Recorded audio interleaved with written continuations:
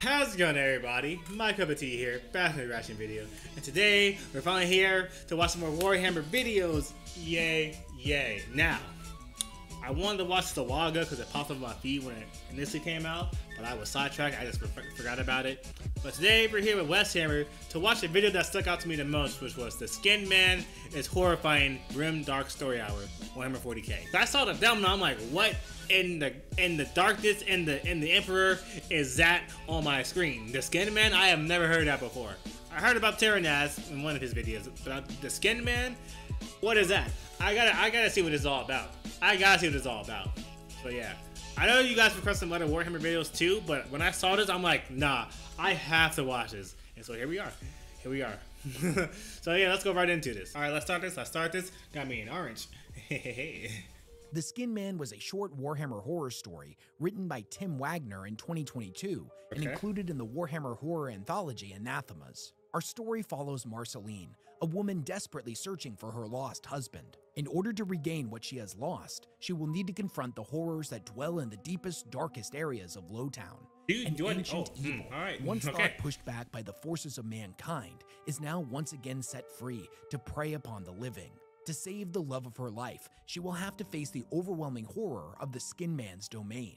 How far will one go, and how much are they willing to sacrifice to save the ones they love? Yo, listen, you might be MIA. I don't know if I want to do all that now. That's Someone called the Skin Man? Nah, I'm good.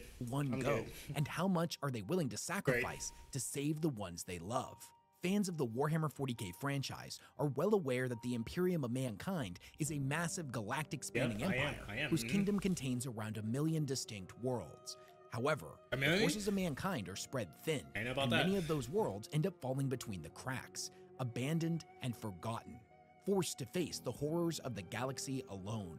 What I found so particularly endearing about this story is not just how blatantly terrifying it was, but the fact that it gives us a really good insight into what it's like living on a backwater world in the far fringes of the Imperium's territory. No matter how bad things get, no matter what cosmic horrors predate upon mankind, the various military forces of the Imperium will do all they can to protect their citizens. But what happens when a world is left to its own devices?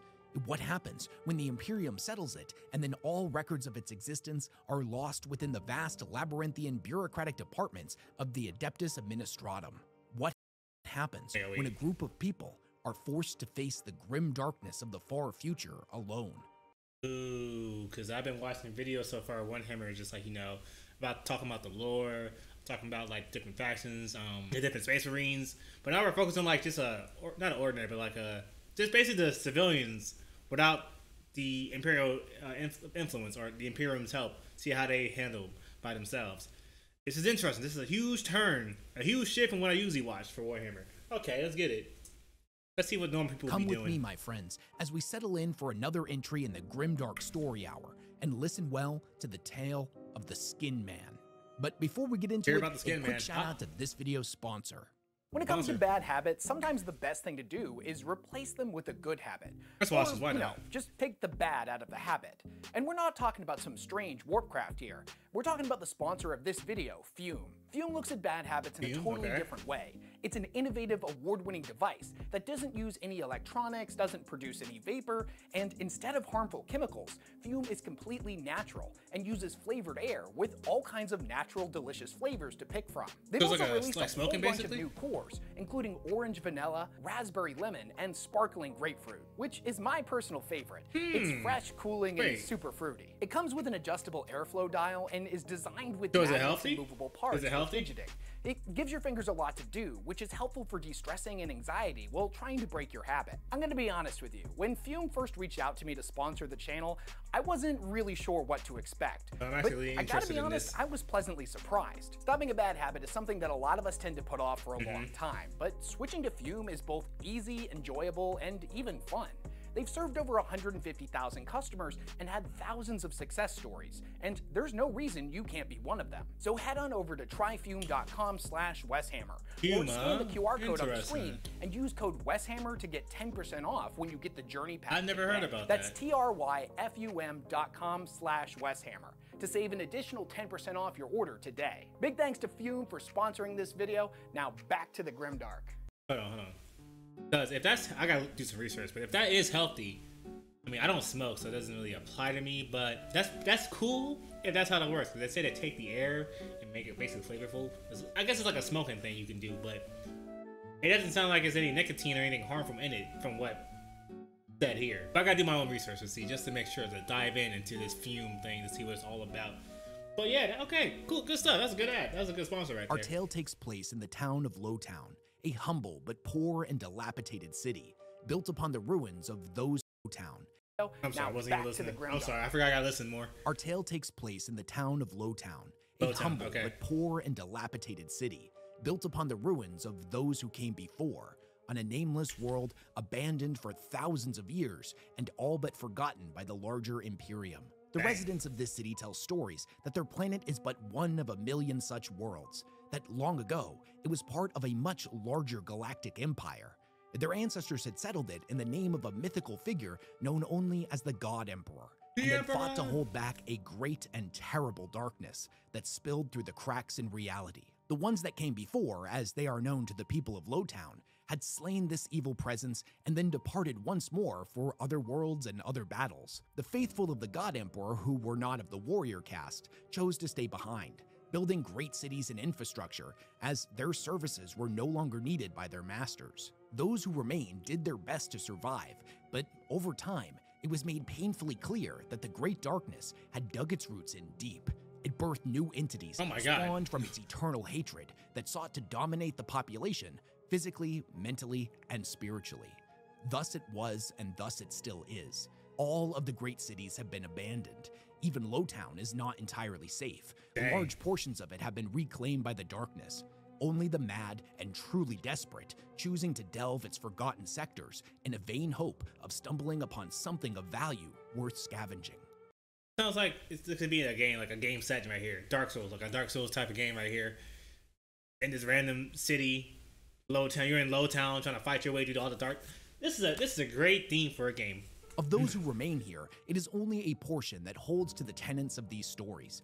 The faithful believe that they have been abandoned by their God, and only by suffering under the predation of the darkness will they eventually earn his forgiveness, and their world be once again reunited within his divine kingdom. No, don't do Most that. believe the Don't do stories that. to be nothing more than folklore, as something to distract from the bleakness of existence. I can see Though them even amongst the believing that, unfaithful, yeah, none saying would that, deny or thinking a that. secret hope that the stories bear some merit, and that the Emperor's forces will return to save them. But until that day comes, that is not they happening. must be ever vigilant, wary, and watchful of the signs of the Great Darkness's work.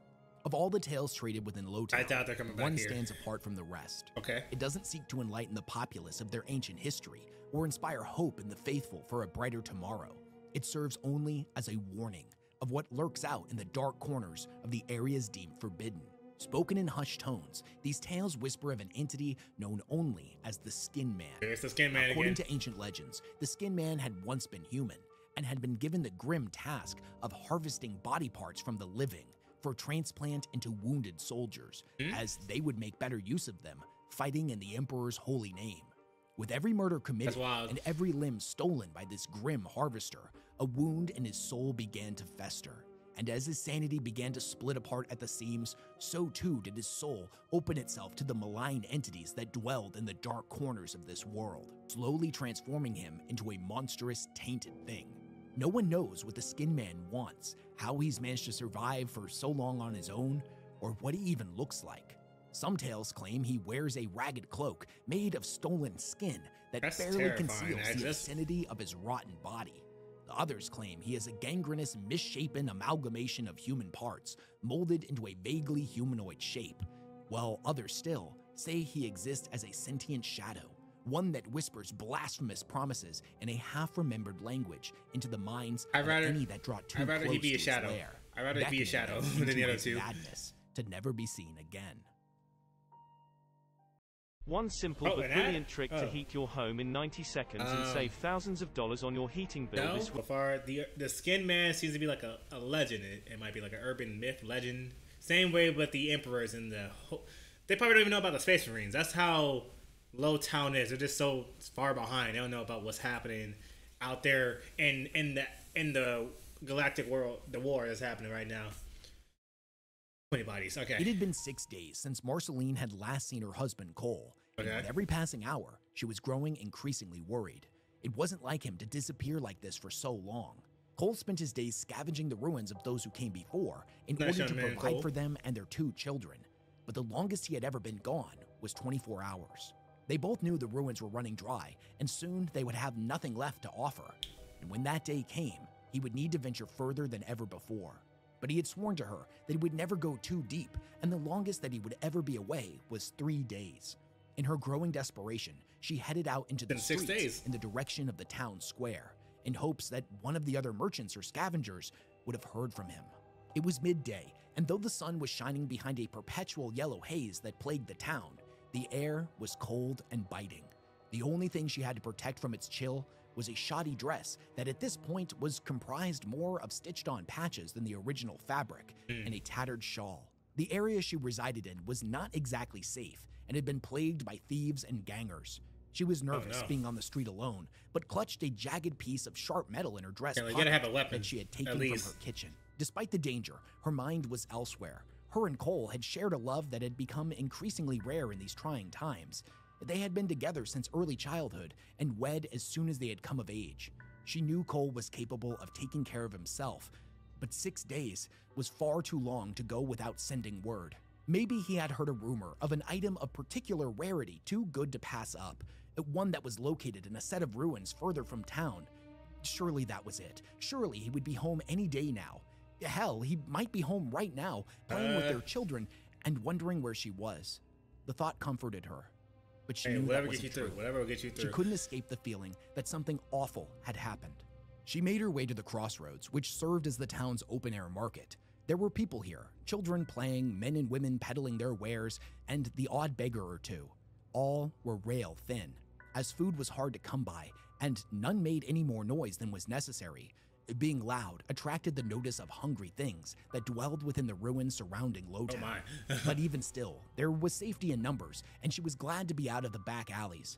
She approached the stall of a man named Derek Gavin, an aggressive salesman years younger than her husband, who refused to take no for an answer. She had met him several times in the past and didn't much care for him, even if he always gave Cole a fair price for the relics he recovered. If anyone had heard from her husband, it would be him. He was a traditionally handsome man, with neatly trimmed blonde hair and sharp and severe features. And although he had made it painfully obvious in the past that he had eyes for Marceline, she never found herself amongst his admirers. In truth, she found him grating, a man that wasn't used to being told no, and thus had developed a particularly off-putting narcissistic personality. He was attempting to sell a jagged and bent metal panel to a man with a red beard, pitching it as a piece that had broken off of the holy armor of one of the Emperor's soldiers in the ancient times. Okay, buddy. After making the sale, his eyes drifted over in Marceline's direction, and a wicked, almost predatory smile stretched across his face. Marceline, what a wonderful surprise. What brings you to the crossroads on such a fine day? Or dare I hope you've come specially to pay me a visit? His voice was tinged with mockery.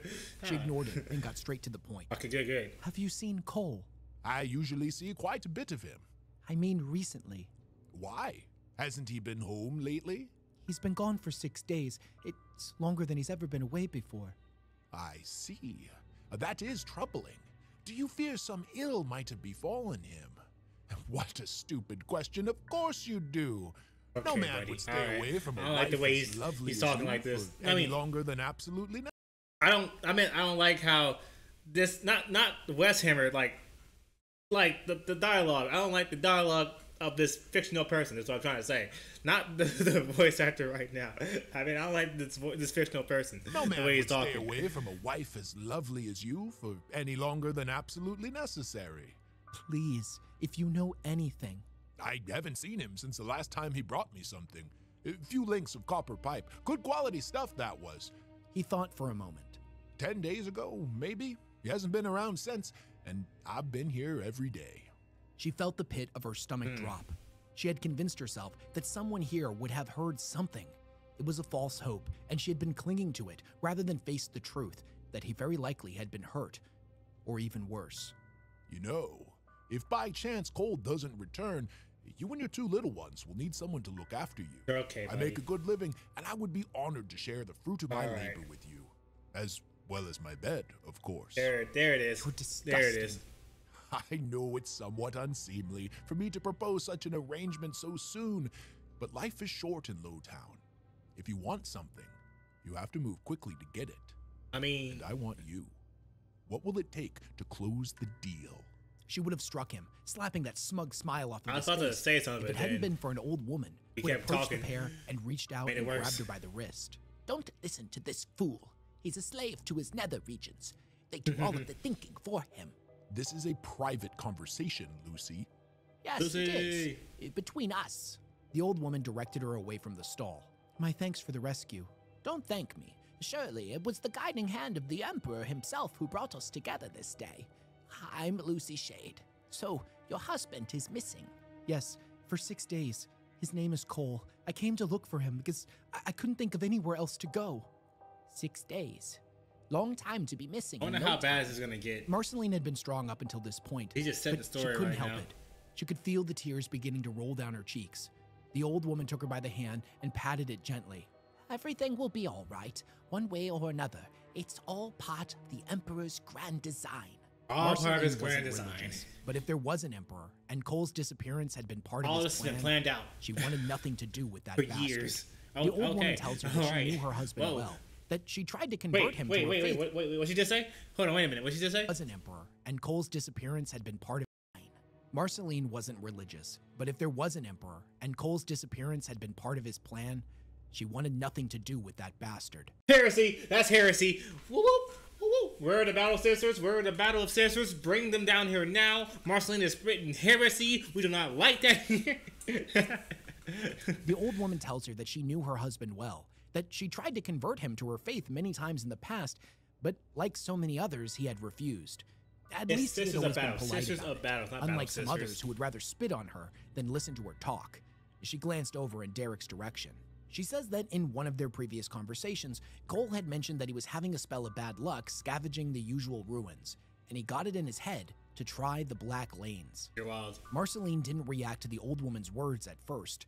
The idea was so ludicrously ridiculous, she couldn't even process it. Out of all of the places in Lowtown that had been tainted by the darkness, the Black Lanes were by far the worst. No one would ever willingly go there unless they were truly desperate.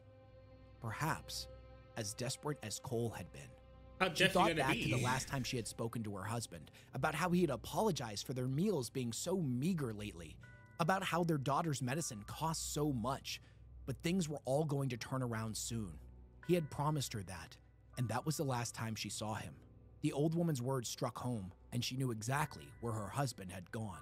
She tells the old woman that she doesn't know how, but her and her husband were so deeply connected that if something had happened, if he truly was gone from this world, she would know it. Whatever had happened, wherever he was, something was preventing him from coming back to her.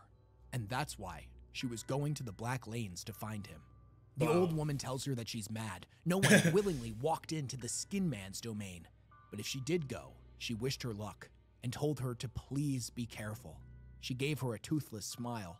You're a nice girl, for a godless heretic. That's a great ad right there. That's a great time for an ad break. for a godless heretic. I like Lucy. Lucy's funny. Smile. Lucy's fun people. You're a nice girl, for a godless heretic. Marceline had never ventured inside of the Black Lanes, and no one she knew ever had, but she was intimately familiar with them. As a child, her, Cole, and the other children would dare each other to see who could get the closest to them without chickening out. A dumb always dare. during the It's day, a of dumbass course, dare. and always a few streets over from the actual entrance. Her and Cole always won. Their bond gave them an edge in the bravery department. That's But BS. even That's still, nonsense. being that close to them guys are had a stupid. profoundly troubling effect on her. There was an extreme sense of wrongness about them, like they shouldn't exist, as if the space in reality that the Black Lanes occupied was terminally sick. Like the Black Lanes themselves were a malignant growth upon the body of this world, and if given the opportunity, they would spread that sickness with malevolent sentience. The closer she would get to them, the more she could hear a sound that no one else could. It started as a low murmur, I don't like this a in my whisper ear. in the back of her mind, but soon it would grow into the sound of dozens of voices, speaking softly, all in a language she didn't understand. She would have nightmares for weeks after the experience. They of course faded over time, but even to this day as an adult, she would wake in the middle of the night screaming and panting for breath. The vague, half-remembered images of figures cloaked in shadow quickly being forgotten each and every time she woke from one of these dreams. Now, as she approached the black lanes once more, she felt again that profound feeling of wrongness, of violation. She could hear the whispers as well. They were louder now, more distinct, and she was able to understand more of what they were saying. They wanted her to keep going, to step over their threshold. Yep, that's they were welcoming her right now. with open arms. Although it was cold everywhere in Lowtown, it was different in the black lanes. Everywhere else, the frigid air would start on the outside, working its way through your skin and into your bones. But here, it was as if it was coming from deep within your core, as if her blood was turning to ice. She shivered uncontrollably and wasn't sure if it was the cold or her body trying to warn her of the danger she was approaching. Either way, nothing would stop her from finding Cole. There wasn't any boundary one had to pass to truly enter the black lanes, and there were no street signs to indicate where their domain began. The first signs that she had crossed their threshold were subtle. The air felt flat and dead, and with every breath, a thin layer of filth and residue coated her lungs. The plascrete pavement beneath her feet didn't feel as firm as it should be. It gave way slightly beneath her weight with each and every step, and she thought to herself that it was like walking on some gigantic beast that lay slumbering and partially buried. At first glance, the buildings here looked no different than the rest of the ones found throughout Lowtown, other than the fact that they were completely abandoned. But the more one looked at them, the more they just didn't seem to add up. Lines and angles seemed to curve and meet in odd ways, and their architecture was steeped in a foreboding atmosphere that made them difficult to focus on. Their surfaces seemed to swell rhythmically, as if they were breathing. She kept her eyes forward and continued down the path, never quite being able to shake the sensation that she was being watched, as if she was being hunted by some unseen predator. Every now and then, she would catch a quick flash of movement in her peripheral vision, and though everything in her body was telling her to look at it, to assess the threat, she never did. Until suddenly, she heard a soft scuffling behind her, and instinctively, she spun around and took out the jagged piece of metal, ready to defend herself. But the street was empty. She picked up her pace until she was almost running, and right after she did this, she heard the familiar sound of bare feet clapping against plascrete behind her. She broke into a sprint, and as she did so, she heard the sound of more footsteps coming to join her pursuer. Dark shapes darting out of alleys to join in the hunt. She was in full-blown flight now, and at one point turned to see what was chasing her. Don't never turn back. Never turn back. Filthy rags, things that were about the size of human children, but were now hideously distorted. They had large, black, orb-like eyes and were each hairless with gray, necrotic skin. They were hungry, and they had found their next meal. With how emaciated they appeared to be, she knew that if they caught her, they wouldn't bother killing her quickly. They would most likely eat her alive. You never, ever turn back when you're being chased. Never turn back, especially in, well, yeah, never turn back. That's rule number one. Never turn back when you're being chased. Never. She couldn't outrun them forever. Look behind your back. She needed a place to hide. She rounded a corner and found herself in front of a large, dilapidated building, its windows and doorways filled with shadows deeper than any she had ever seen before. She barreled through the open doorway, far more afraid of her pursuers than the darkness in front of her. But when she turned back to look at them, they had all suddenly stopped, unwilling or unable to get any closer to the building. Although their faces made it difficult to read any kind of real expression, they seemed frightened. They adopted defensive postures, their nostrils flaring wildly as they sniffed the air. And then, as if an unspoken agreement had been met, they all whirled about and fled. She was alone again, and could hear their footfalls growing fainter and fainter until they ceased entirely. What was it that scared them off? Surely it hadn't been her. She might have injured a couple of them with her makeshift knife, but she had been vastly outnumbered. There was something about this place that had deeply unsettled them. Sorry for pausing so soon. I'm just saying, like, cause I would understand, cause you know she's deeply in love with I already forgot his name. That's crazy. Start with a C. And so she wants to find him. Makes sense. But the problem is, you have children. If you die, those children are by themselves. So I feel like you're just being not selfish, but it's just like you're not thinking about the children you have. If you guys didn't have any children, I would understand. You know, oh my God, I'll go in there into black lanes. You know, I would never, but I'll go in there, just find my husband. Oh shoot, I might die here. But you got children. If you went in there first time and you're like, oh shoot, this is creepy here, run, leave. It ain't worth it. He's gone. He's done. She turned and looked around. It was getting something about this place that had deeply unsettled them. She turned and looked around. It was getting late, and the light of the sun only penetrated so far into the building, but it was enough for her to make out a row of old beds, their frames rusted and their mattresses covered in mold. There was also an assortment of strange metal implements that sat rusted atop wheeled carts scattered around the room. She had never seen objects like these before and wondered what they had been used for. The floor was covered in dark stains, old blood that had soaked its way into the floorboards over the course of many years. She wanted to take a moment to catch her breath, to calm herself down after the surge of adrenaline from before, but she knew she had to keep going. If she was here by the time night fell, those creatures may return in greater numbers, and perhaps they may have been the tamest of horrors the Black Lanes had to offer. That's true, that's true. That's when she heard it, an all too familiar voice coming from behind her. Good work. If those creatures had caught you, you'd be filling their bellies by now. Cole? Is that you? Oh, Cole's name. There was no response. Ain't no Cole. But a few moments later, she could hear somebody walking towards her from out of the darkness. The footsteps weren't even. It sounded like somebody with a limp, like they were dragging one of their feet across the floor. Barely any light managed to penetrate its way through the broken windows, but it was enough for her to make out a silhouette, a shadow among shadows that was drawing ever closer towards her. With every step, she was able to make out more detail. The figure was tall but lopsided, one of its shoulders raised much higher than the other. One arm was thicker and longer, and its legs were similarly mismatched. It was wrapped up in a tattered black hooded cloak that concealed its face and made it appear as if it was made of shadow. One of its hands possessed long, spidery fingers, and the other had short, stubby ones. Its skin was pallid and dry, and bones were visibly jutting out of its form in several places. That's when the smell hit her. A solid wall of disease stink, rot, corruption, and decay struck her with almost physical force. The figure reached out a hand and drew back its hood. Its face was monstrous, an amalgamation of different parts stitched together in a grotesque mockery of the human form. Nothing about its features made sense. Its lips didn't match. One ear was larger than the other. The jaw was set at an odd angle, and its teeth had been reversed, molars in the front, incisors and canines at the back. It was bald and covered in jagged scar tissue and seam lines, making it resemble a quilt of human flesh. Some of its pieces seemed new, as if recently added to its horrible form, while others had decayed so badly they were sawing off at the bone. And to her absolute horror, many of the other parts that made up this figure resembled her husband. All right, there it is. Your husband been got. Your husband has been got. His flesh has been taken. She found herself frozen in place.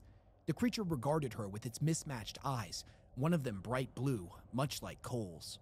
Do you know who I am, child?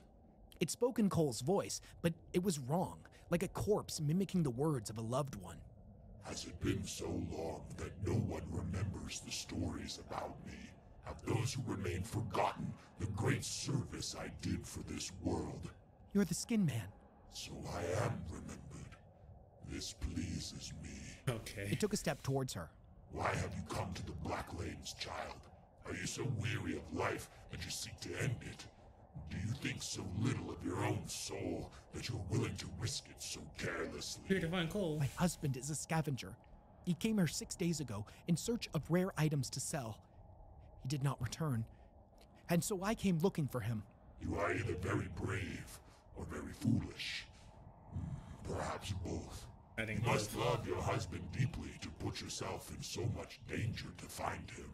I do. And what would you give to have him return to you? What would you sacrifice? She didn't hesitate. Because Wes Hammer mentioned that in the beginning of this, like, how much you willing to sacrifice to get what you love. He mentioned that early on. Okay, here we go. Anything. The Skin Man drew in a sharp breath. She didn't hesitate. Anything. The Skin Man drew in a sharp breath and released it slowly. As you see, I have encountered your husband. He is now part of me. Or perhaps I should say, parts of me. But I may be able to arrange his return to you. Would this be something you desire? Don't do it, it's a scam. Yes. Then give me your left hand. She hesitated at first, but then extended her arm. The Skin Man was on her in an instant. It wrapped its skeletal fingers around her wrist, and with a wet, crunching sound, it wrenched her hand free. She had never experienced such pain in her life, and she let loose a high-pitched scream of agony.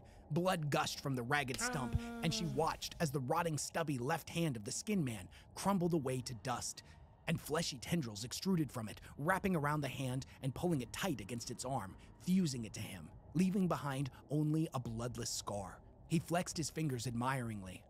I think it suits me, don't you?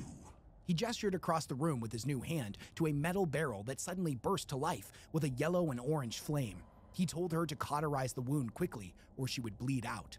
Although the shock of what had just happened left her momentarily stunned, the idea of this creature picking over her remains after she died spurred her to action. She shoved her bleeding stump into the fire and gritted her teeth as the flames seared her flesh. She's a warrior. Right as she felt she couldn't take any more pain, she mercifully lost consciousness. Ooh. What is this? YouTube, man. YouTube, we are skipping this immediately. Yeah, she slipped into unconsciousness. Be alive still? Is she be missing parts? Couldn't take any more pain. She mercifully lost consciousness. She woke sometime later in the street, unaware of where she was or what had happened. In the street? Everything in the black lanes feeling like a distant bad dream, until she looked down and saw the charred flesh where her hand used to be, and it all came rushing back. With her right hand, she braced herself and got to her feet. There were no signs of the Skin Man, and it had grown dark. She couldn't tell exactly where she was, but she was sure she was no longer in the black lanes themselves, and most likely was right on their outskirts. Had she walked here herself, or had the Skin Man taken her here? She didn't know, and the confusion unnerved her. It was just then that she heard the Skin Man's voice in her mind, telling her that the sacrifice was to prove the seriousness of her intentions, and that if she wished to restore her husband to life, she would require new parts to replace those he had taken from Cole. The implication was clear. In order to get her husband back from this creature, she would have to become a murderer. She would need to barter with goods of equal value.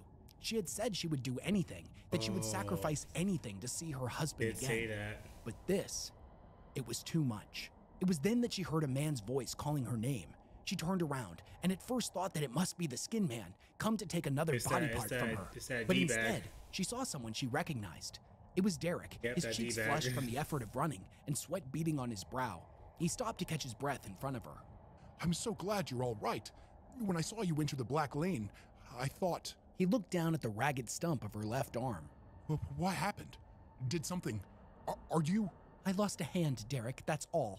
I haven't been tainted by the darkness and transformed into some horrible fiend. As those words left her mouth, she wondered how much truth was in them. She had no idea what the Skin Man had done to her while she was unconscious. After you left the crossroads, I closed up my stall and followed you. Once I realized the direction you were heading in, I became concerned for your safety. The streets near the black lanes are dangerous enough, but to enter the place itself, I thought you might need some assistance. Oh, how gallant of you. But you didn't follow me into the black lane, did you? You stopped well before that. Derek remained silent. And I wager you were less interested in helping me than you were catching up to me and doing what you've only fantasized about until now. Again, silence. Only now, his cheeks reddened in embarrassment. Oh, he is definitely a D-bag. He might be worse. You know what? If I think what he was gonna do is what I forgot her name. Wow, I'm bad with names. If what she said is what I think Derek was gonna do when she was unconscious on the street, you know what? You can send him to the Skin Man. You can send him to the Skin Man. To the Skin Man. Anger, perhaps some of both. Silence. Only now, his cheeks reddened in embarrassment or anger. Perhaps some of both. What did you do when you saw me enter the black lane? Did you wait around, hoping that when I returned, if I returned, you could play the concerned would-be suitor and get into my good graces? Or did you hope that when I returned, I wouldn't be in the right mind and I'd be defenseless against your advances? Suddenly, and without warning, Derek backhanded her across the face. She stumbled, but she didn't fall to the ground. The pain was nothing compared to what the Skin Man had done. You think you're so much better than me. You and Cole both. I barely made a profit off of the useless junk your husband brought me to sell. There was only ever one thing he had that I truly wanted. You. That's why I suggested Cole try scavenging in the Black Lanes. It was him! I figured at worst, he might bring me something worthy of buying for a change. And at best, something nasty would catch hold of him, and he'd never return. I've wanted you for so long, and when you approached my stall today, I decided to seize the moment. Take He him stepped forward and to grabbed her left arm the skin with man. a look of disgust. An unfortunate flaw, but one that can be overlooked, assuming that all of your other parts are intact. With his free hand, he reached out for her throat, grabbing it and choking her. If she didn't act fast, she would slip into unconsciousness, so she did what she had to. She reached into her pocket with her right hand, wrapped her fingers around the shard of metal, and rammed it into his gut. He cried out in pain, stepping back and releasing his grip. He looked down at the weapon in her hand, and then the widening crimson stain on his shirt. A puzzled yet furious expression played across his face. He lunged at her, but before he could get a hold of her, she swept out with the knife, a single arc that tore open his throat. Blood poured from the new wound, and he reached up with both hands in a desperate, if futile attempt to stop the bleeding. He looked into her eyes, his expression unreadable. He opened his mouth as if trying to say something, but all that came out was more blood. He stumbled and collapsed to the ground, laying motionless, his eyes wide and staring off into that was self-defense. So that was self-defense. That's okay. Some time that was passes, self-defense. and we find Marceline back at the steps of the abandoned building in the Black Lanes. Okay, yeah, she had dragged Derek's sure. body all the way here and was offering it to the Skin Man. The creature crawled out of the darkness, his gaze drifting down to the corpse with a look of dissatisfaction. A waste of perfectly good blood, but he'll do. A jagged, undulating tendril extruded from underneath the Skin Man's cloak and snaked its way across the ground, That's disgusting. wrapping itself around the dead man's ankle. That's disgusting. He turned and made his way back into the darkness of the abandoned building, dragging Derek's body along with him. As he faded back into the shadows, she heard his voice one final time. Go home and await your husband's return. She turned to leave, and It's as not she gonna be the walked husband. away, she listened to the terrible sounds coming from inside the Skin Man's domain. The tearing of flesh from bone, and the wet sound of organs being plucked from a body cavity. She never looked back. When she I gotta came go back sleep to her after this, home, she found her two children sound asleep at the table. They had been through a lot over the last 6 days. Something's gonna happen. Something's gonna happen with these children. Something's gonna happen to these children. I know it is. I have a feeling. This is Warhammer. This is Warhammer. Something always bad happens. There's no good ending. Only more depression. Only more darkness. And must have two children sound asleep at the table. They had been through a lot over the last 6 days, and must have been incredibly worried about their father. She scooped them up and took them to bed. And when morning came, the children awoke to something they hadn't smelled in a long time. A hot breakfast. Marceline was in the kitchen cooking. She felt that the children needed this, and hot meals were a rarity in Lowtown. And most of the time, they lived off of cold gruel and dry rations. The children ran to her side, throwing their arms around her. They told her that they were so worried, that they thought she would disappear just like their father had. Their joy turned into immediate horror, however, when they saw their mother's arm. She told them not to worry, that it wasn't really as bad as it looked, and that she would get used to it. She smiled and told them that she had great news, that their father would be coming home. No sooner had those words left her lips than the front door began to creak open. A huge smile spread across her face, and she turned to see a familiar silhouette in the doorframe.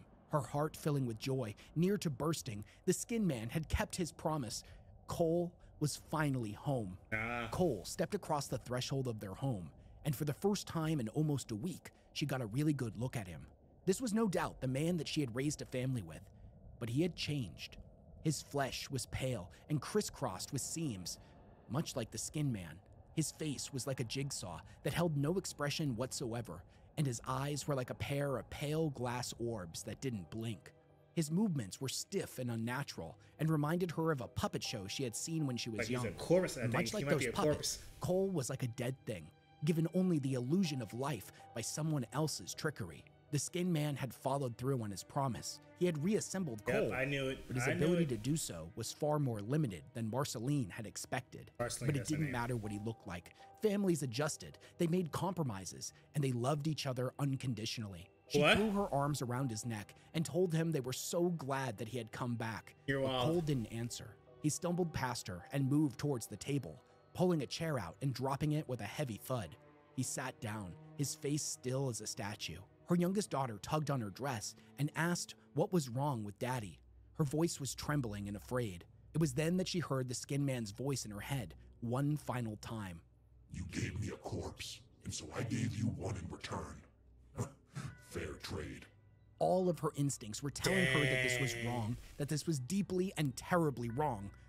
But after everything she had been through, something snapped, and all of the warnings her body was sending her were repressed. They would make this work. The bright light of madness danced in her eyes, and she looked down at her children. "Your father has returned. Aren't you going to give him a hug?" The children exchanged frightened glances, and Cole's features that had remained slack and unmoving ever since his arrival stretched into a cold, cruel smile. His eyes, however, remained dead and empty. With lightning speed, his arm shot out and wrapped around each of his children, pulling them against his body. Both of the children screamed and writhed, struggling to get free of his grip, but he was too strong, and they began sobbing loudly. Marceline hated seeing her children cry, but she told herself that kids were extremely adaptable. They just needed time to adjust. Everything was going to work out. No, she's Everything too much was time okay. She can't She went to her rationalize. husband's side and draped her handless arm across his shoulder. "Breakfast is almost ready, dear. Welcome home." He didn't reply or even acknowledge that she had spoke, but that was all right. As two people who truly and deeply loved each other as much as Cole and Marceline didn't need words to communicate. She bent down and kissed his cold, dead lips, and then began humming brightly as she sauntered back to the stove.